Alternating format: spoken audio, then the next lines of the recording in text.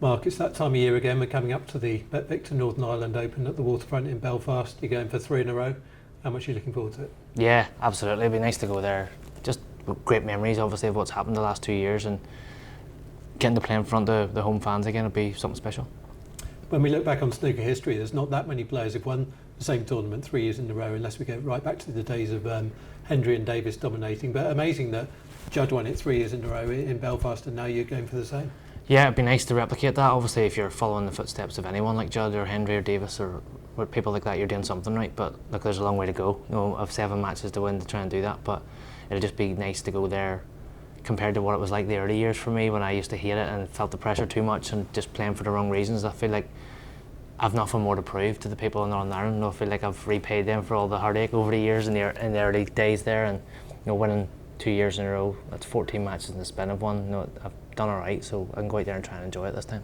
Could you put your finger on what made that difference? As you said, in the early years there you struggled, and then suddenly you've found something there. What's made the difference? I think it just took me a while to realise that I'm playing for myself, like I should do at every other tournament, whereas I felt like in those early years I was playing for the people in Northern Ireland and playing for my family and friends, which is never really a thought that enters my mind at any other time.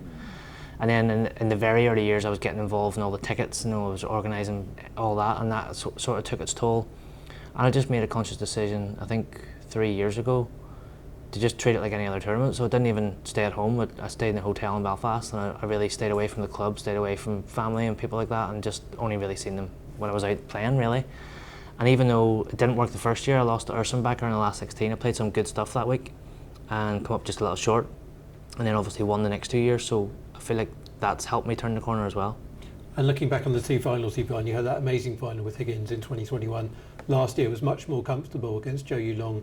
Were you able to enjoy it in a way more last year because you were so far ahead? Yeah, definitely. I enjoyed both matches in very different ways. The atmosphere when I played John that night, because it was so close, and John's got a great following in Belfast too, even though I'm the local boy. That was a match that was just happy to be involved in, because the atmosphere was one of the best I've ever played in. And I would have said that had I lost. I said that to John before we even played the decider. I think we went out to go to the toilet and said, like, this is why we play, this is class, because the atmosphere in there that night was electric. Last year was obviously a little different. I pulled away from 4-1 down to end up winning 9-4, and I definitely did get to enjoy that a bit more. Obviously the one against John went down to the last few balls. The one against Joe, I think I made 100 in the last frame, so from like 60 onwards I was able to really soak up the atmosphere and play a few sort of exhibition style shots, and the colours clearing up for the crowd. And yeah, they're both very special but very different at the same time. I know you've won the Masters, you've won the UK. How would you compare those two? Great Triple Crown victories compared to winning in your home country? Honestly, I would still say the one against John in Belfast is the one that'll live with me the longest, just because of the atmosphere there, to do it in front of my home fans, given all the rubbish that I showed for years, really, let's be honest about it. The pressure that I put myself under to do well there, I think that was probably one of the best achievements and the greatest atmospheres I've ever played in. And after that great season you had last year, now you've won, as I said, the Masters, you've won the UK. What's the kind of next thing for you? What's the big thing that you want to achieve in snooker now? It's an obvious statement to make, but I want to be world number 1. I want to be world champion. I've made no qualms about that. No, I'm not going to hide from that. But ultimately, I just need to win snooker matches. The rest takes care of itself.